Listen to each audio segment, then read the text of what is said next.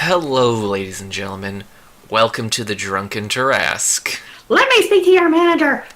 Rabble, rabble, rabble, rabble, rabble, rabble. Yes, ladies and gentlemen, the soccer-mamification of the hobby. D&D.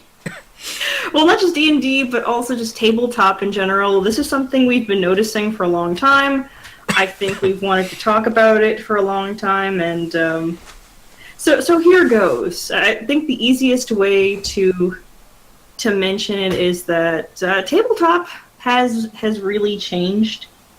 I think that there's a certain number of people who are currently working at the main companies that produce a lot of the games, like Dungeons and Dragons, Pathfinder. Okay, Rachel's trying to nicely say that they're neutering her fucking industry that she loves so much. Yeah, they're really neutering it. I would call it the soccer mamification of tabletop, because like what we're seeing is that I understand what's going on. They're trying to expand. They want to reach a new audience, but unfortunately, in the current time we live in, a lot of the audience, what's the nicest way to put it? Don't make it for fucking pussies. They get offended by everything, and so this is the thing, as I've noticed. Mike Merles, they were on a podcast with Matthew Koval and Mercer and whatnot, and they talk about how they want to focus the game and the system, the new systems, on story. And they want it to be more inclusive. And again, the problem is, these are fucking buzzwords. Like, I'm going to tell you this. Like, when you play a game, what's the worst thing you have to worry about? What, fucking overeating? Or spending up too much time awake that you're going to be exhausted the next day? Like, you have nothing to worry about playing any of these games. To redirect this, to at least explain what we're trying to say, is that what's going on right now is it's sort of like somebody went in and did like a huge like HR dumbing down of like everything. And that's what I think we can really expect from the next generation of gaming. Yeah, tabletop. A dumbing down of the rules, a dumbing down of the subject matter, kind of like a Disneyfication process. You know how like Disney has taken like these really dark fairy tales and then they just kind of make everybody live happily ever after and everything's like super sanitized? That's what we're looking at happening to the hobby right now. I know everybody's trying to say, oh, we're just trying to make things inclusive. It's a game where you use your imagination. Can you get any more inclusive than that? There's like, if you want to do all of these things, you can, but there's nobody who has stopped anyone from doing that thus far. Well, I mean, the thing is, these games are fucking inclusive, and the odds are you're going to be playing with your motherfucking friends. So you're going to know their limit. You're going to already know their limits. Hell, even if you play with people online randomly, like, you'll figure out their limits unless you're really autistic. Well, here's another thing is, like, the people at the table are diverse. Is that, like, not diverse enough? I'm pretty sure if you ask your DM, because, like, you're probably playing with friends, they'll let you play a black elf, or they'll let you play a black character, or they'll let you play, like, you could be blue. Like, nobody cares. They are willing to move mountains to let you do what you want to do. So what I don't understand is this push to try and they're contorting it into something that it isn't. They're really messing around with actually a game because they have their own hang-ups and hookups that they cannot honestly let go of. Because anytime I played with any of those type of games, oh god, they were some of the most horrendous games because the game couldn't go anywhere. Like, you cannot neuter a system like this. Or, because if you do, the game becomes dead. One of the things I remember, one of the advice columns, don't kill your players. Now, in a normal sense of what I thought initially meant is like, don't be a brutal jackass and just go, I kill you, I stab you. No. They literally meant don't ever have the ability for your character's death. And I'm like, what crack pipe are you smoking? Because this is military grade retardation, because if you play a game and if you don't have to worry about death, And Rachel can attest to one of the games that I ran. These people no longer had to worry about death. And every single time, you don't have to worry about death. You fly off the rails and the story just becomes, I'm going to become an asshole. And it becomes the best choice for them. It gives players who don't respect the game and who don't respect the table free reign. I mean, all of this accommodation I can understand some people wanting to do that, like accommodation for certain things, but there's got to be a limit. There has to be a line or something to what degree you're willing to make accommodations for people and make them feel accepted. Because at some point you do get to the point where they say, well, I don't feel comfortable with my character being able to die. Then what's the point? What's the point of tabletop if your character can't die? Like there is no sense of urgency unless your character can die. There's no sense of there's no motivation at all, like to solve a puzzle. Like you could just sit there and sit in the middle of a dungeon forever and wait. never go anywhere. And just sit there and just like never do anything and maybe do some cave paintings or something. Like there's nothing. And like the other day, I was reading this post about turning your table into a safe space. And here's what I'd like to put forward to the person who is listening to this. A lot of these people are grown-ass adults. A lot? The vast majority of them are. The vast majority of people who are playing tabletop right now are not young people like they used to be. Okay, we're talking about, if I'm going to be generous, I would say between the ages of maybe like 24 and 35. Well, no, I would even go into 40s. Okay, I would go into like 42 at least, and that's being very generous. Okay, that means that your average player is not going to be some teenager anymore. It used to be, not anymore. And these people are talking about gaming like there's some kind of serious danger involved that's going to traumatize you forever because your character died. Hey, have you ever stepped on fucking D4s? They are traumatizing, goddammit. What I'm saying is that you're at a table, you're rolling some dice, and most of what happens to your character, it's on you. So if you continue to make like stupid decisions, and you want to base it, your accommodation is to have no ramifications for any of those actions, there's no point to playing this game anymore. Like this is basically the future of tabletop that we're looking at right now. If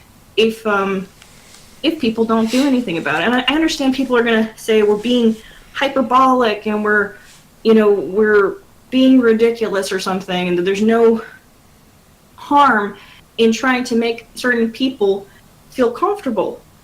And I would say, why are you going out of your way to make people who are already your friends feel comfortable? You do that already.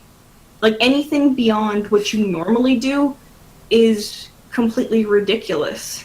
If a person can't handle playing a single game of Dungeons and Dragons or any other tabletop game, they need therapy. Oh, they need more of that. Well, here's the other thing. It's like, many of these people, they're trying to make these games more inclusive. Well, what ultimately is needed when you do these games? Like, if you boil it down, struggle and suffering is needed for your characters to go through, to have a sense of accomplishment, to work through the goddamn game and feel like you've done something of worth and merit. When you start breaking it down and trying to make everyone feel comfortable, you don't get a sense of fucking accomplishment. You can't tell a story. Because guess what? A story, be it your own personal one or whatnot, needs an antagonist and needs a struggle to overcome. That's removed when you have it all pandering, all feely wishy-washy. Guess what happens? No one likes it. And I remember we were going over the new L5R game and everything like that, and they were talking about a need for drama and everything like that, but didn't they nuke a lot of the lethality? Yeah, it was. Well, that's the thing is lethality. The thing is, when I say lethality, I'm not talking about in the sense of I DM kill you. No, I'm talking about lethality is that if something happens, your character's arc himself, or possibly his life, could be ended and going in a completely drastic different direction. I cannot handle. That's the thing, is like a game I played, I got so goddamn bored where it's like the DM was not willing to kill us because I started realizing like I could become stupid and the game's just going to go on because he wants the story, or the quote unquote story, to go on. It's like, no, you can't. It's like, no, that's boring. Like, yeah, all this is, that's why I'm saying this is going to kill be it. the death of tabletop. And the reason I brought up L5R and the nuking of lethality is because a lot of the core of the drama is that you live in a society where if you piss off the wrong person, they can kill you very easily. Mm-hmm. Possibly in one blow. Well, not even just one blow. Like, you could say the right line and you have to commit suicide.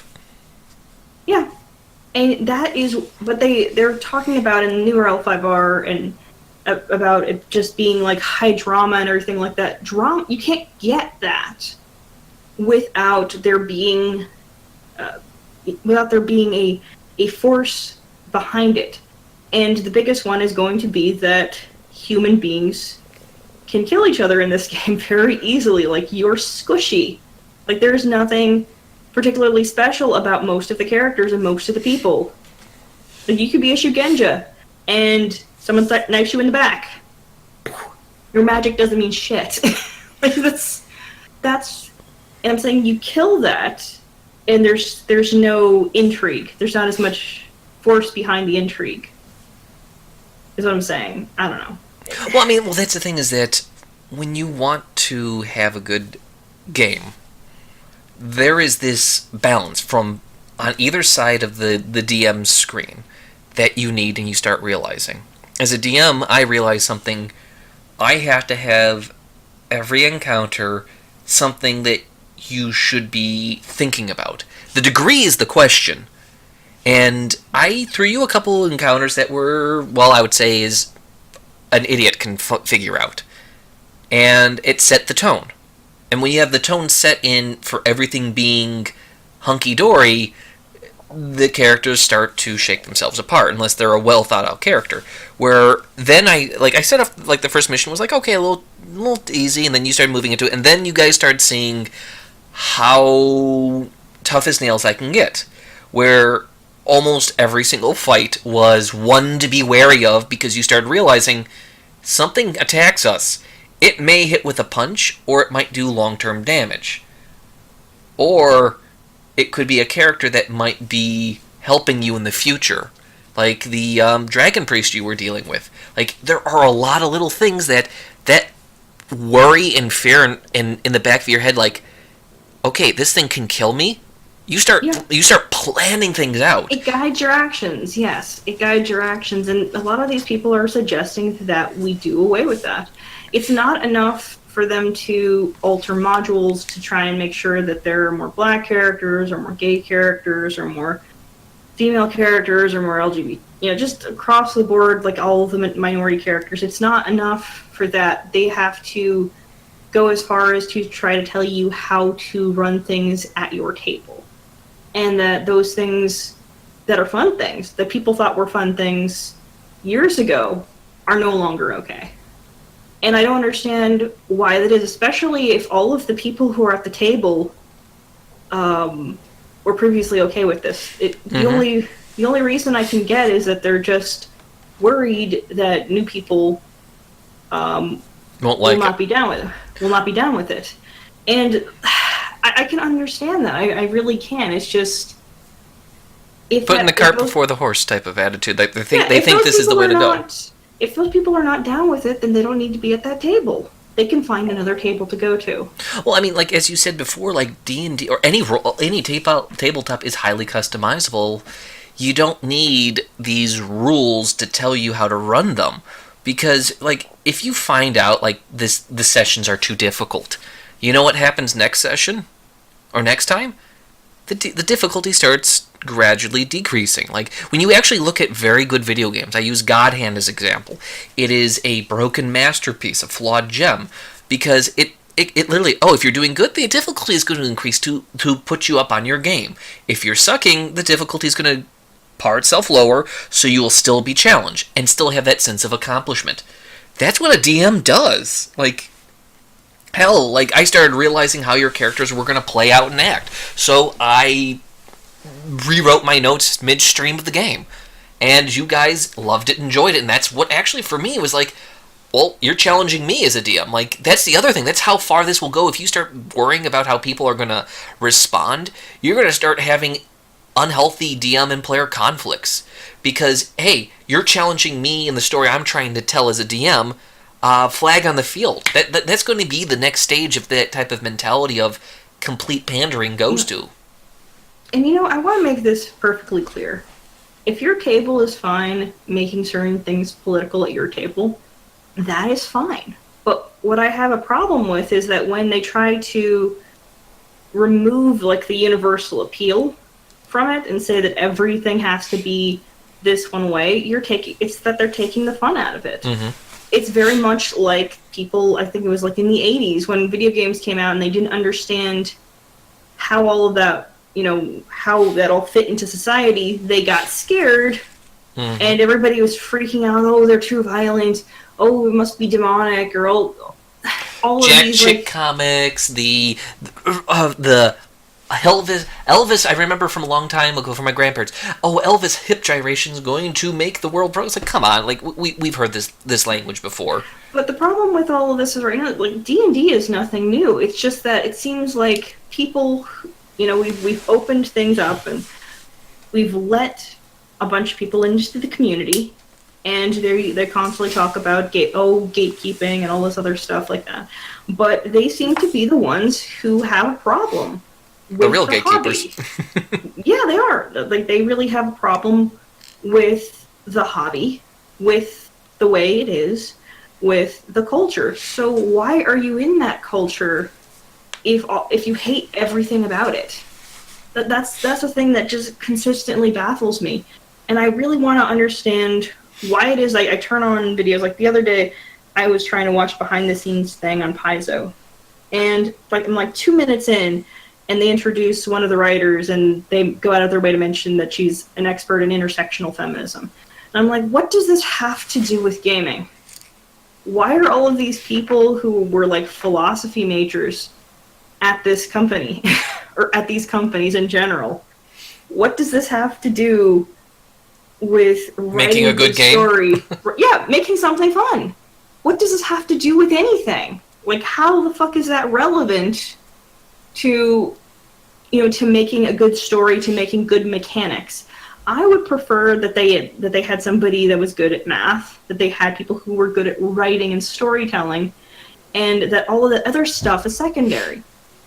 But that's not what I'm seeing from, like, the next gen stuff. And, maybe I'm wrong. I really hope I'm wrong. But I think what really needs to happen is that the people in the community who are seeing this, because I know we're not alone in this. I know there are other people out there who see this, and people have mentioned it before, but it hasn't really gone anywhere because it's a very small community, and there are a lot of people who want to, jump on the bandwagon with those folks and be like, okay, it's okay, we just, we want to accept everybody and everything like that. I'm not saying you can't do that. It's just that if there are people who are sucking the fun out of everything, why would you put up with it? Like, I don't understand. Well, here's the thing.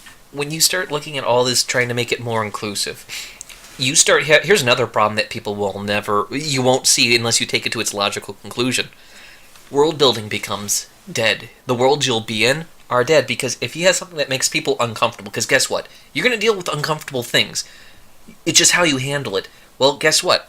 The concept of the Fae, the Red Wizards of Fae, they have their military power, they have slaves, they've created red orcs, they've done so much, they do terror and damage to people. Like, you can't actually have good villains that will make you have memorable games. Because guess what? That might make someone uncomfortable. Guess what? Like, it happens. Like, me having a conversation with someone that I don't agree with is going to make me feel uncomfortable. But you know what? What you do is you sack up, you man up, you look at the situation and go, okay, I'm going to have to think about this like an adult. You can't pussyfoot around it. You got to go, okay, this is what's going to do. And guess what? It actually makes you grow. This is not something hostile that's going to kill you. The challenges that come with it, the uncomfortable and whatnot, are going to be there. And this is a game.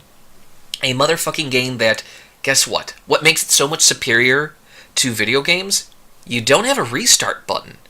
Like, I know that causes a lot of people terror and panic. And guess what? I was one of them that had that terror and panic.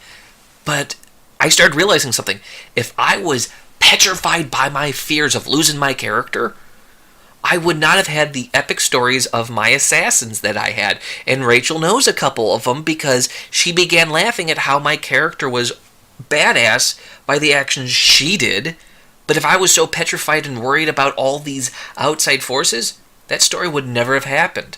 I would have never had my drow assassin sneak in and kill a person who, when she acted like a little beautiful woman and did some things. And we mentioned in our episode on Session 0 about, you enter in a sort of a, kind of like a verbal social contract between the DM and the players, where you mention what's okay, what's not okay, what you're down with, and you get a general feel for what's going to be in the story. I think going anywhere beyond that is where things just get more than ridiculous. What do you think? Well, I mean, here's the thing. Most of Session 0, what it should be, is this is the story I'm wanting to tell, these are the things I'm wanting to do. I'm of a different sort. My concept is basically this. There's nothing off the table. You know that. Our friends know that. There's nothing off the table. It can go to dark or light things. It could be the most brutal campaign ever, or it could be pure Monty Python. Yeah, and because all of this is heavily improvised, the beauty of D&D is that you have no idea what the hell's going to happen that session. Things could just be really, really mundane, or it could go completely nuts. Like, things could be entirely different from when you sit down to when you get up. And yeah, like for example, someone rolls to seduce the dragon. We're not going to talk about that anymore. I didn't do that, but you know who did it. Yes, and well, that's the thing, is if people automatically put on the brakes, that story wouldn't happen. And to be honest, the person it was funny. It not only was it funny, the person who it happened to, she comes to me and goes, I don't know what to say, but oh my god, I have a new story plot that I can do with my character. Out of this uncomfortable moment, this moment of struggle, we had a little moment where there was, God, she went on for a couple hours talking to us and talking to me about, oh my god, I can do this with my character. I can actually build something. I wasn't expecting. It's that's what made it so great. And it was honestly a mistake that had happened mid-session. That I did one little mistake and there was a misunderstanding, but I just rolled with it just to make it a light ha-ha moment. And, well... And now the character has a boyfriend. Exactly, and it was not... It was and the thing is, if we had locked in on this concept of safe space and not being uncomfortable... Yeah. We wouldn't have that moment. We wouldn't have had the possible story plots that I have building and brewing. I mean, I want people to think about how much is off the table, how much lore is off the table when you do this, and I don't understand how people can just go and start shitting on their old work, because that's what this stuff is. By saying that the game, that the community, that all of this stuff is not inclusive enough or it's not good enough, and everything like that. I can understand there's room for improvement, but you're basically shitting on all of the people who liked all of that, who still like that right now, and you're abandoning them for what you think is going to be your new audience. And I just don't think that audience is going to be there long term for them. I really don't. I think we've been seeing this stuff happen in comics, we've been seeing this happen in video games, and it's just going to a bad place. They want to try and, well, in their words, that they're trying to elevate it to it's some kind of high art or and simplify everything or whatever. But I think that's bullshit.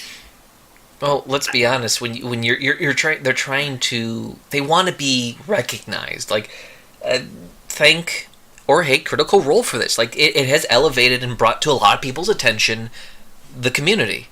The problem is, it's like you got to understand. It comes with good and bad. You can't sanitize it because the moment you sanitize it, it becomes boring. I'm going to tell you this, like, okay, look at the game of, from Critical Role. Characters almost dying, all these events happening, losing people. That's a story that if you put in their concepts, not saying them, but like their concepts of sanitization, you wouldn't have people liking Grog, you wouldn't have people liking the Assassin, or any of those things, because that pain and suffering that's there, Yeah. that's part and parcel, and it makes you love your characters. And yeah, you might shed some bitter tears about some characters dying and never having an end, but you will remember those characters. And the flaws of the world are what give it character. It's what can breed conflict. So if you're a character, or if you personally disagree with a lot of the awful things that are in the universe, that are in the lore, your character then has a bunch of stuff to then rebel against. So I just don't understand all of this. I mean, to some degree I do. I get what they want to do. I just think it's stupid. I just think it's really stupid. Well, here's the thing. It's not about thinking it's stupid. It's when you look at the long-term effects of it, you start seeing long-term problems. Because, again, like, I'll come back to one of the concepts that I heard one of these people wanting to introduce. Don't kill your characters. Well, here's a problem. If you don't have the threat of death, a lot of the times, you don't have anything to worry about. Your character has almost no struggles. It turns into automatic win. When you automatically win, you don't have a sense of danger. You don't respect the characters. And you stop respecting... Yeah. Well, I mean, well, that's the other thing. It's like... It's boring very quickly. Yeah, it's like when you're bored, you will start becoming sky pirates. And the thing is... That's what we did. well, the thing is, what makes it funny is when you have that attitude, when you can't have that struggle... That type of event happening, someone like me, I've dealt with that struggle enough, so I start laughing it off and like, let's become sky pirates. Bad DMs, this doesn't actually encourage that mature handling of like, okay, things gone off the rails in an uncomfortable zone, let's have fun with it. You're going to have them kill the game and throw a temper tantrum. And that's what will fucking happen when you have this, like, narcissistic safe space. And that's the funny thing, is that things can get really dark, and without... There's also a dark sense of humor that you just can't get to without that knowledge that almost nothing is off the table. You just cannot get there. Like, even in the whole game where we played as Sky Pirates, there was like a really screwed up scene where I think we took out a main antagonist, in the most screwed up way possible, which is he became sort of alive, but I think frozen in like the same in one position with his eyes sort of like open. Then we just kind of, he can't die or whatever in that state. Then we just kind of dropped him into a deep part of the ocean. Oh god, that's torture. but again, that's still something that's really good. I mean, my character, I think I had a character, this was a sci-fi game that did the same concepts. Like, this is why I don't believe that anything should be off the table. She was I can't remember if she was a half-elf or an elf. It was a while ago. And she was raped by orcs. I just thought, okay, I'm just going to do the typical, like, cliche thing. Well, what happened is, we came up against orcs. And the DM thought, oh, he's going to treat it, oh, I'm an arcane trickster, he's going to use that, like, certain level to use powerful spells. No, I used the most basic spell and did myself to be, again, I was technically neutral, evil. I cast web on them and started slitting their throats as vengeance against what they had done. And it's like, I made an evil character that worked with the team, that was compassionate for their team members, but, like, I would not have told that story, and everyone was like, holy crap, your character is evil, but they're like, oh my god, that was so good, I wouldn't have thought to do that. Like, that's what actually made them love my evil character. Yeah, I had a character who was sort of a seductress kind of character in Shadowrun. She was a kitsune. She could turn into a fox. She was a shapeshifter, right? She was a fox shapeshifter. And I used my magic ability, which was I could give anything an orgasm. Anything I think that was living and still had a spine, I could give an orgasm to. And so I just kept using that to disable enemies. At one point, I actually I used that to disable this sort of half squid, this half tentacle monster, half robot thing. Yes, I made the cyborg squid thing orgasm, and it was hilarious. And also, there was another situation where this creepy dude who took advantage of women and stuff like that was actually trying to get me alone, to take advantage of me and turn me into a sex slave. And I flipped it on him. I can't remember how I exactly disabled this guy, but I managed to get him to the point where he was, I think, tied up, and I was trying to extract information out of him, making him think I was going to rape him, even though that was just an idle threat. And then at the end, he was trying to use this gun thing on him that was going to implant some kind of a microchip that would have enabled him to control me and turn me into a sex slave. Instead, I used the gun on him. And if you notice, that actually makes Rachel's character sound even more badass, because she overcomes something that would make everyone uncomfortable. Guess what? And I turned it on him. And you turned the tables. So then that guy was working for me after that. Yeah, you would never. That's the thing is, and calling me mistress. Mm-hmm. You see what I'm saying? Like that little thing. If you put stuff like that off the table, you will never have those grand adventures and great moments in your game. That's why and you have those moments, those memories together. Mm-hmm. That is what tabletop is built on. Those memories that you have from doing that crazy thing. Or my favorite one. One person plays a kobold, and I love how she works it. Another person I like is who plays a wood elf. He threw a thermite bomb into a room because he thought, "Dear God in heaven, I'm going to die," and I know what his actions. I know what the thought process. I'm going to take these fuckers with me. It explodes. He rolls very well, so I'm like, okay, he's just going to have a little minimal amount of pain, but he had changed the whole environment. It's like he knew death could possibly be on the table. He knows what I'm capable of doing. That's the reason why he made that dangerous choice, because he knew, come hell or high water, he's going to make these bastards pay. He's going to make people pay for taking his life. You don't get that without difficult environments, without challenging things. Because guess what? If you don't have to worry about challenge, he would have just bang, bang, bang, shot, moved on. Yeah. But now he has to weigh the option of, do I pull the pin and just, on a wing and a prayer, continue on? And that's why we would say, I think the best way to sum up why we think safe spaces in tabletop is complete bullshit. And it doesn't belong here. And people really need to fucking lighten up. Just...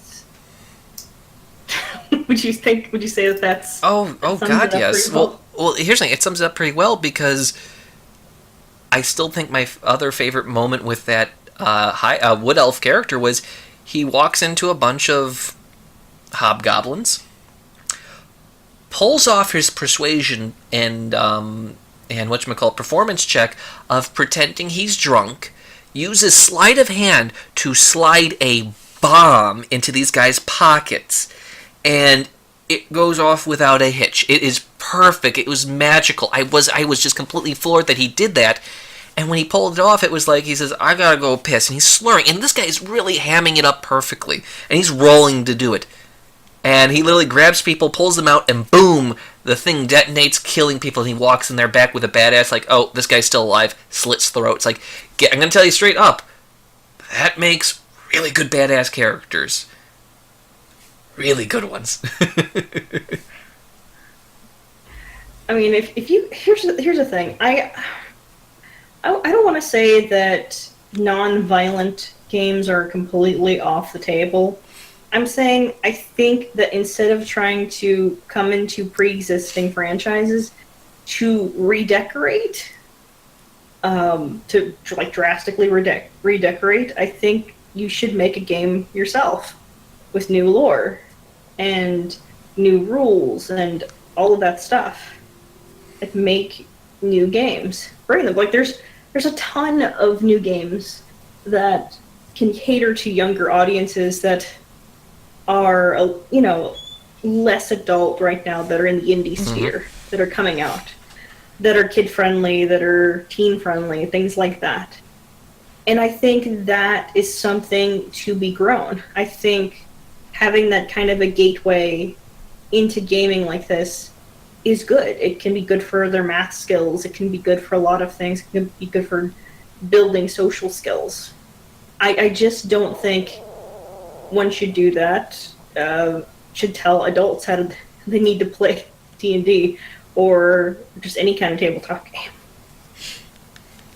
But yeah, and I think we beat this horse to death. Though we probably will return because,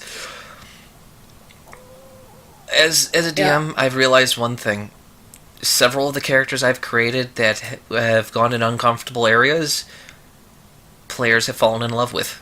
And I know you have like gone, oh my god, this character, I love him, or love her. It's because like there's something about that dark side that will give it a bit of grit that you will not let go of. You start cherishing NPCs and the characters and what you play with even more, because you realize life can be fleeting in some of these worlds, and losing them really can set off a character on their own quest to get revenge, or try to bring them back, or contact them in the other realm of trying to say your last goodbyes.